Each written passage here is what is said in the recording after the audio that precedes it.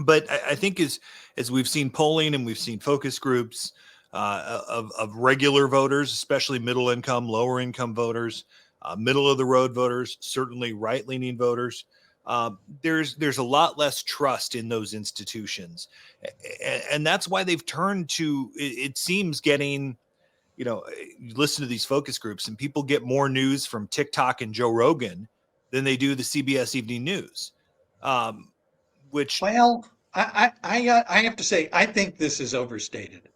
Um, and Okay. in the following way, I think trust in media is a lot like how people feel about the Congress.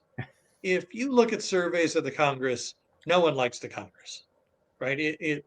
It polls in the single digits on its bad days and the teens sort of on its good days. On a great day, it gets up into the 20s, below where presidents have ever been, right? So no, basically nobody likes the Congress, but almost everybody likes their congressman. How do we know that? Because the overwhelming majority of members of Congress get reelected every single time.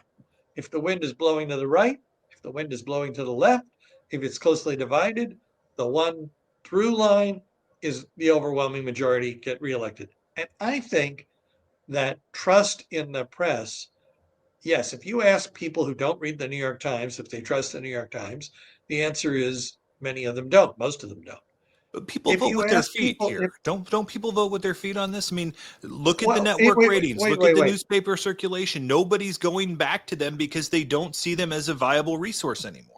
I just think that doesn't line up with the facts. I think two things are true, right? One, people trust the news organizations they choose to consume, um, which is not a big surprise.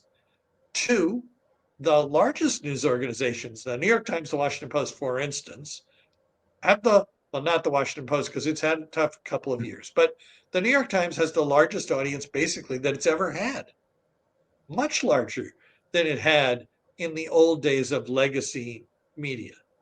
Um, the internet has enabled it to have a much larger audience. And if you look at, there was a survey by Matt Baum at the Shorenstein Center last year, very large survey, very detailed, that asked people who voted how they got the information on which they based their vote.